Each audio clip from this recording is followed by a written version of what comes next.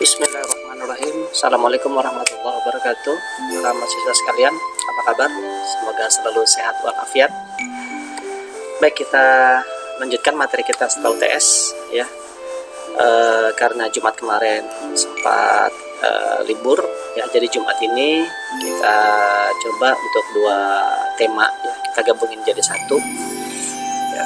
Semoga dengan satu contoh bisa include dalam dua tema ini ya.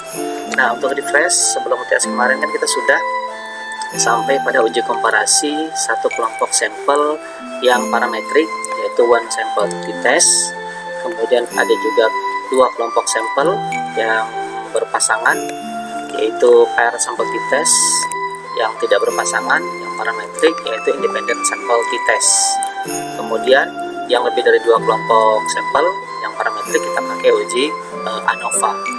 Nah, untuk saat ini ya, kita materi setelah UTS kita akan bahas uji yang non parametrik. Nah, uji yang non parametrik ya. Uji yang non parametrik itu di sini ada uji proporsi untuk yang satu kelompok sampel, ada uji Wilcoxon untuk yang berpasangan, dua kelompok sampel yang berpasangan, ada uji Mann-Whitney yang dua kelompok tapi dia tidak berpasangan, dan nanti ada uji Kruskal-Wallis yang lebih dari dua kelompok sampel. Nah, para mahasiswa, kita akan bahas yang uji pertama dulu, yaitu uji proporsi.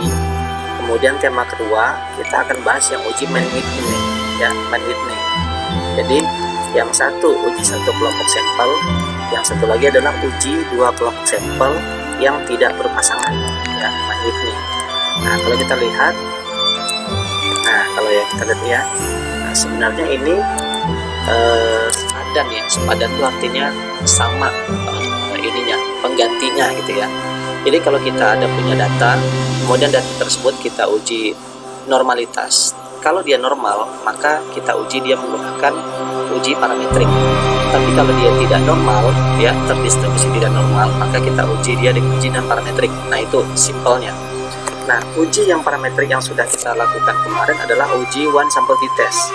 Nah, uji one sample t-test ini pasangannya adalah dengan uji proporsi.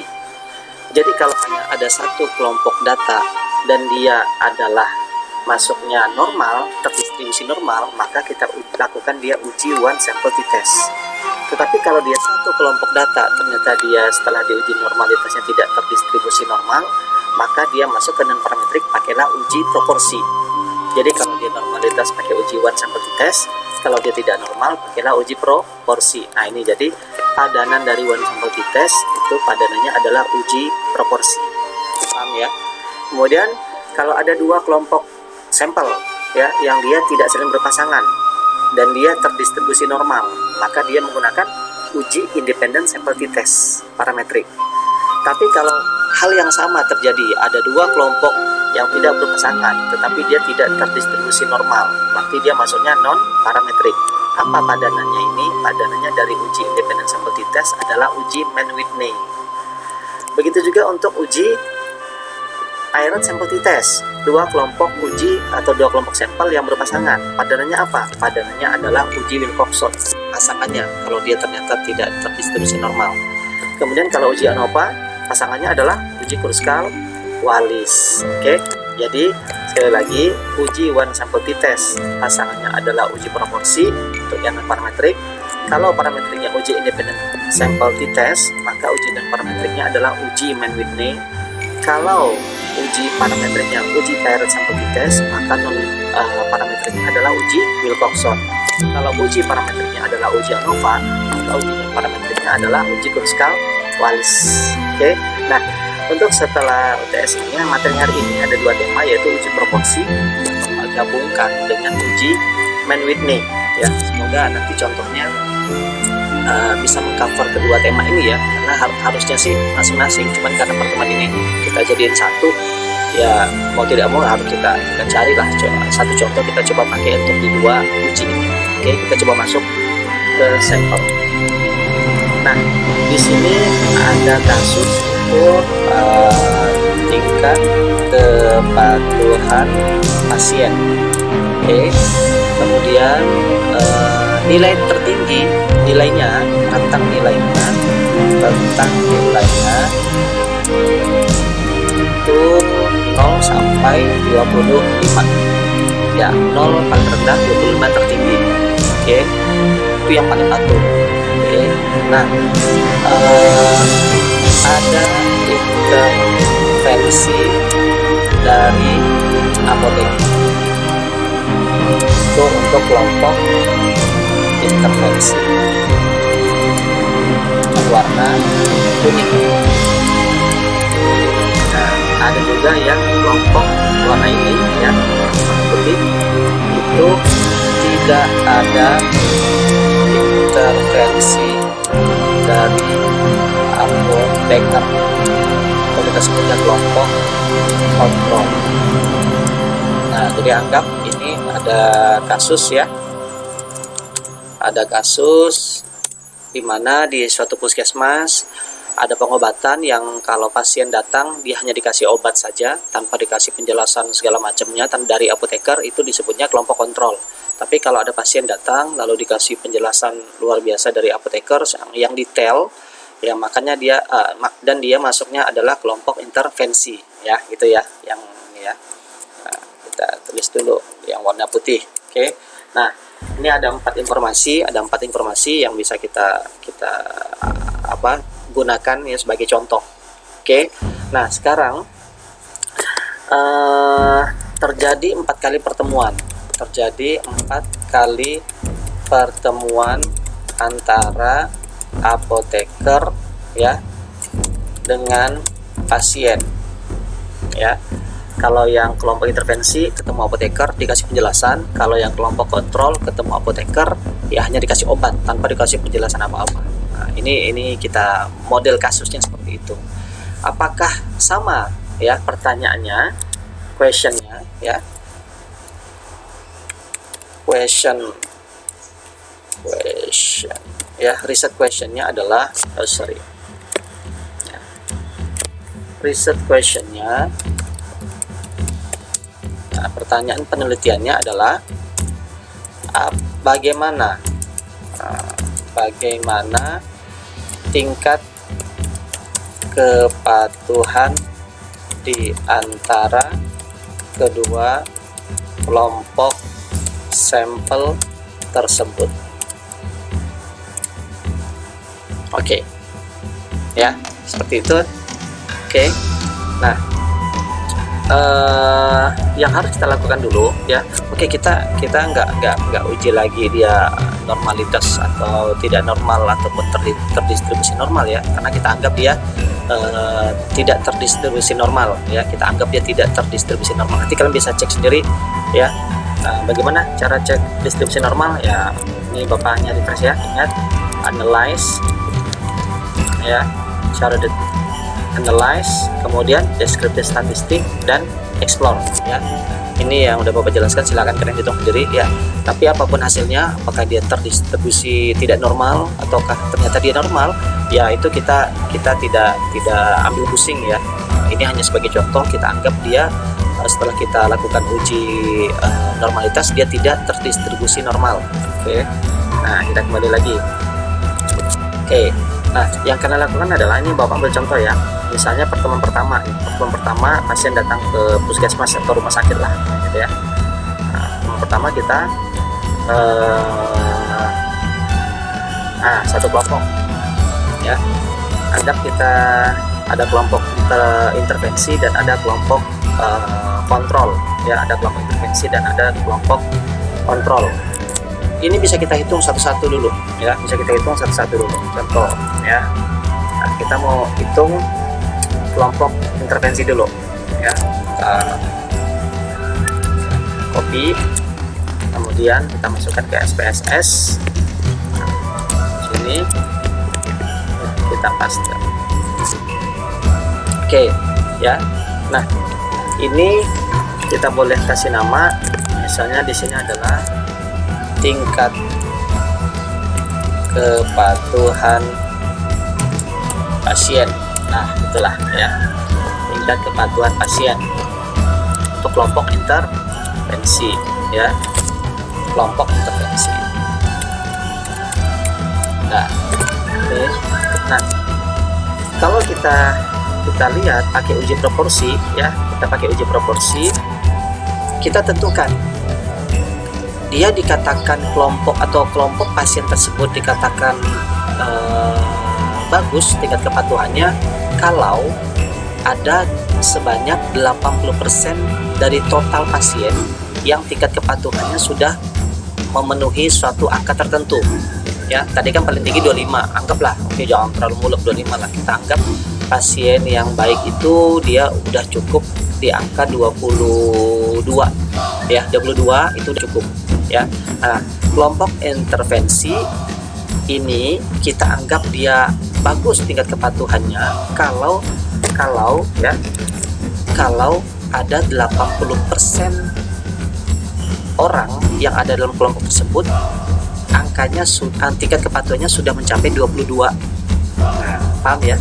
Kita anggap kelompok intervensi ini sudah baik dalam hal kepatuhan obat ketika ada 80% orang di dalam kelompok tadi yang sudah mencapai angka 22. Oke, nah caranya seperti apa? Namanya ini uji proporsi. Kalau uji proporsi itu hanya satu kelompok data. Analyze, kemudian kita non parametric test ya, karena kan dia adalah uji non parametrik. Lalu kita cari yang namanya binomial. Nah, non parametric test dan uji binomial. Kita klik ya.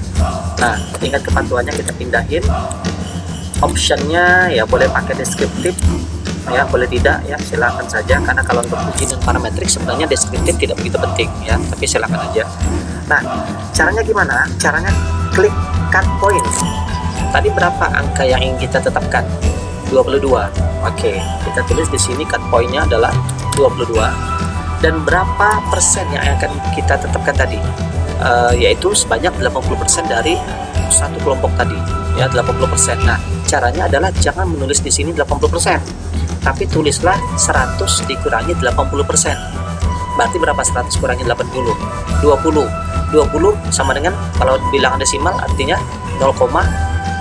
Nah, kita jadikan test proportionnya adalah 0,2.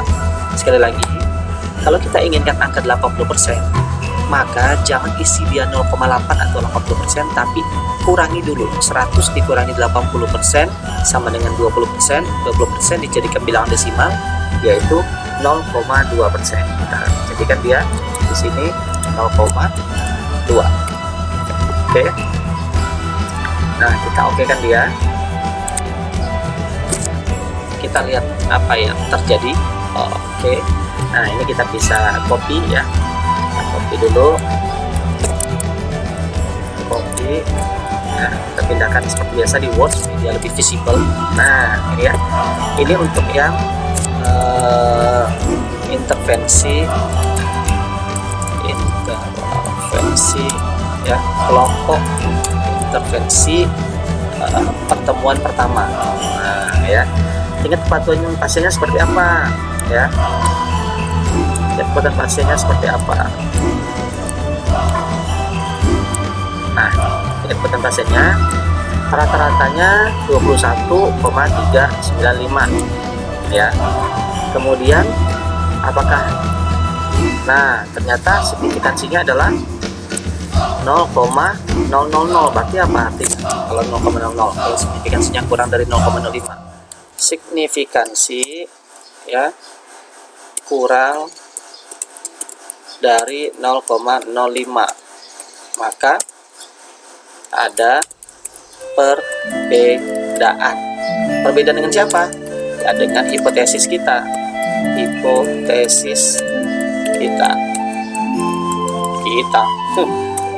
Ya, ada perbedaan dengan hipotesis. Hipotesisnya apa tadi? Hipotesisnya ada sebanyak 80% orang yang angkanya lebih dari 22. Nah, tingkat kepatuhan yang tinggi 22 ya. Nah, ternyata yang terjadi apa? Yang terjadi adalah hanya 30%, 0,3 itu 30%. Hanya 30% yang angkanya lebih dari 22. Nah, total tadi sampelnya ada 48 orang, berarti ada sekitar 15 orang saja yang ternyata angkanya itu lebih dari 22. Nah, jadi berbeda ya, ada perbedaan nih ya dengan hipotesis kita. Kita berharapnya hipotesis kita adalah ada 80%, ternyata hanya 30% ya. Jadi ternyata hanya ada 30 ya, ternyata hanya ada 30% saja, 30% saja yang memenuhi atau yang tingkat kepatuhannya lebih dari 22. Oke, nah seperti itu ya. Nah, ini Bapak jelasin dulu untuk yang kelompok intervensi 1. Berarti nanti mahasiswa mencoba untuk kelompok intervensi yang kelompok kontrol yang pertemuan pertama ya. Yang mana kelompok kontrol pertemuan pertama? Nah, bawah ini nih yang penting ya. Kalian uji coba nih ya. Uji coba ini ya seperti apa? Kalian berikutnya adalah kalian boleh kalau untuk yang pertemuan kedua dan ketiga untuk latihan, tapi Bapak pengen kalian langsung coba hitung yang pertemuan keempat. Yang keempat seperti apa? Yang kelompok intervensi, kemudian yang kelompok kontrol di pertemuan keempat seperti apa ya. Nah, nanti kalian tulis di sini nih. Jadi yang Bapak butuhkan nanti dari mahasiswa tugasnya adalah, kalau ini kan udah kelompok intervensi, kemudian nanti kalian lihat kelompok kontrol pertemuan pertama. Nah ya, sama ya, kelompok intervensi P1 ya. Satu lagi adalah kelompok kontrol P1 ya. Kontrol P1. Nah, seperti apa dia? Nah, nanti kalian bisa lihat di sini ya. Misal apakah terjadi kenaikan ya pada saat yang pertemuan keempatnya nanti.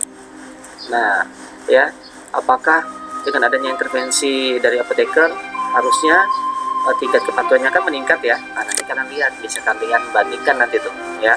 Jadi yang Bapak butuhkan nanti kelompok kontrol P1 ya, kemudian nanti kalian cari lagi kelompok kontrol P4 ya. Nanti untuk P2 dan 3 latihan sendiri ya. Kelompok kontrol P4, kelompok intervensi dulu. Kelompok intervensi P4, dan satu lagi adalah kelompok kontrol P4. Kontrol P4. Nah, ini yang jadi tugasnya mahasiswa nanti nih ya. Nah, jadi tugasnya mahasiswa. Oke.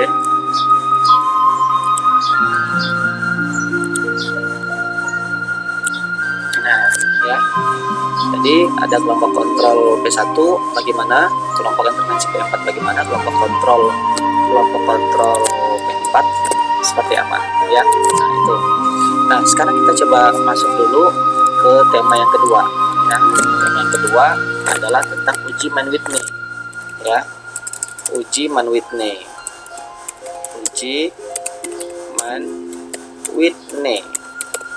Nah, uji Mann-Whitney seperti apa uji Mann-Whitney? Oke, uji Mann-Whitney itu tadi apa uji Mann-Whitney? Ada dua kelompok. Nah, dua kelompok yang tidak saling berpasangan. Ya, oke. Contohnya sama kayak tadi. Nah, ini kan anggap di pertemuan pertama ya. Nah, pertemuan pertama. Nah, ada dua kelompok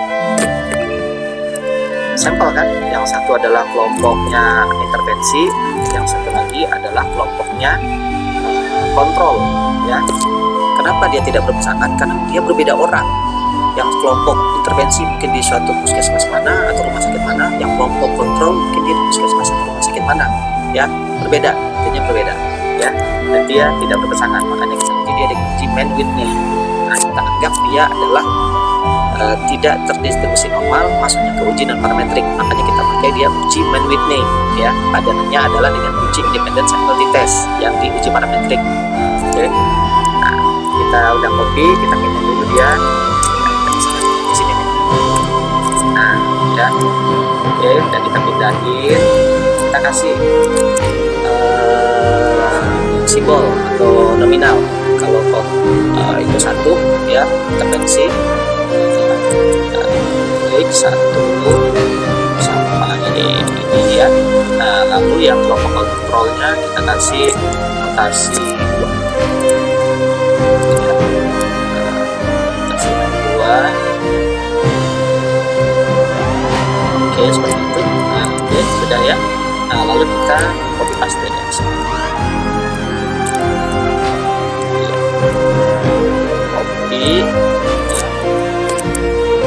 Copy ke SPSS. Oke. Nah, kita pakai Ctrl N. Nah, ya, yang ini kita paste kan. Oke, sudah. Lalu kita masuk ke variable view. Nah, kita di sini klik. Ya, di sini kita klik apa? Di sini adalah kepatuhan. Bawahnya adalah kelompok. Nah, ya, kepatuhan. Kita isi juga labelnya ya. Dan kelompok. Yang kelompok kita kasih values-nya. Kelompok 1 adalah kelompok intervensi. Kelompok 2 adalah kelompok kontrol. Oke. Nah, uji meneliti ya, kita pengen lihat perbedaan di dua kelompok ini ya. Pertama kita lakukan adalah analyze, lalu kita masukkan di sama parameter test ya, uji dan parametrik, lalu kita masuk ya ke namanya two independent samples, jadi 2 kelompok sampel yang tidak berpasangan ya, dan masuknya ke uji dan parametrik. Oke, kepatuhan kita masukin test variabel, kelompok kita masukkan ke dalam grouping, lalu groupingnya itu kita kasih yang 1 kita tulis 1, yang kedua kita tulis 2, continue, optionnya boleh, nanti kita mau pakai descriptive atau tidak ya, untuk misalnya ya, untuk mau pakai silakan aja ya. Kemudian main with nih, kalian contoh di sini, nah ini udah ya, namanya main with nih, kalian oke. Nah ini hasilnya, kita copy dulu, kita copy ke Word supaya dia lebih mudah kita bahas. Oke, nah seperti itu. Nah kalau kita lihat di sini apa, rata-ratanya sudah terbaca di sini ya, rata-ratanya sudah terbaca. Oke, kemudian nih signifikansinya dibaca juga. Berapa signifikansinya? Nah,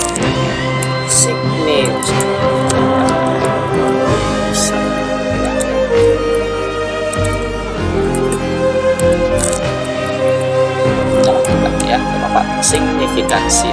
Bila signifikansinya lebih besar atau lebih kecil dari 0,05, lebih besar ya, lebih besar dari 0,05, sehingga kesimpulannya apa? Kesimpulannya tidak ada perbedaan antara apa? Antara kelompok intervensi dan kelompok kontrol dalam hal tingkat kepatuhan pasien. Karena masih pertemuan pertama nih, ternyata pertemuan pertama dan kepatuhannya intervensi rata-ratanya dia 49,08 dan kontrol rata-ratanya 57,92 gitu ya. Ternyata tidak signifikan kayaknya rata-ratanya, sehingga dia tidak berbeda signifikan. Dia tidak berbeda signifikan. Oke, nah coba kalau pakai deskriptif seperti apa Pak gambarannya? Coba kalau pakai deskriptif ya, nice. Parameter test itu independent samples ya, dan kita pakai deskriptif. Nah kita pakai deskriptif. Nah ini deskriptifnya ya, kita copy dulu ya.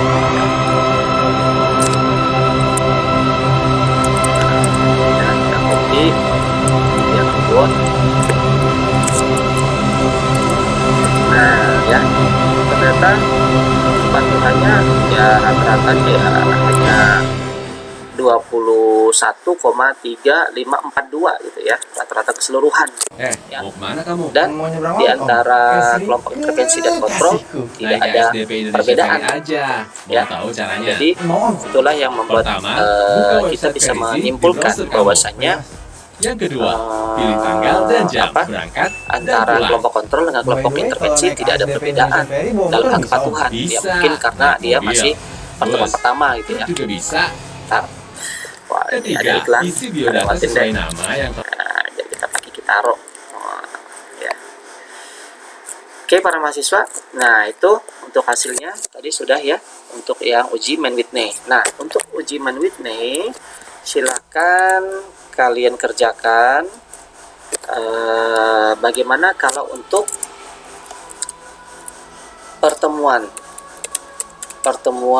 keempat, nah kedua dan ketiga untuk latihannya. Nah, bagaimana untuk uji kalau ini kan pertemuan pertama, ini pertemuan pertama. Bagaimana kalau untuk pertemuan kedua dan apa kesimpulannya? Nah kalian isi di sini ya. Silakan kalian isi di sini ya. Kemudian yang PR yang di atas untuk uji proporsi kalian juga isi ya. Di sini seperti apa? Isi seperti apa? Oke. Nah, dan kelompok intervensi yang P4 seperti apa? Ya, kita latihan aja. Nanti kalian kerjakan. Hasilnya bisa kalian capture dan kalian kirim ke PJMK untuk direkap dan dikumpulkan ke Bapak ya. Nanti minggu depan akan kita samakan jawabannya dan kita bahas bareng-bareng ya. Oke, itu yang bisa Bapak sampaikan. Terus berlatih untuk yang poin kedua dan ketiga tadi ya, untuk melancarkan kalian untuk uji yang non parametrik, khususnya untuk uji yang satu kelompok uji dan satu atau dua kelompok uji yang tidak saling berhubungan, yaitu uji proporsi atau tadi kita di SPSS namanya uji binomial, dan yang kedua adalah uji Mann-Whitney karena dia ada dua kelompok sampel yang tidak saling berpasangan, yaitu kelompok kontrol dan kelompok intervensi. Oke, Bapak rasa cukup. Selamat berlatih dan Bapak tunggu tugasnya maksimal mungkin sore ini ya sore ini jam 5 sore ya, atau besok juga bolehlah. Khawatir kalian nggak ada SPSS ya atau laptopnya saling meminjam ya, silakan aja. Nanti Bapak akan kasih info di PJMK. Subhanakallahumma bihamdika asyhadu an la ilaha illa anta astaghfiruka wa atubu ilaik. Assalamualaikum warahmatullahi wabarakatuh.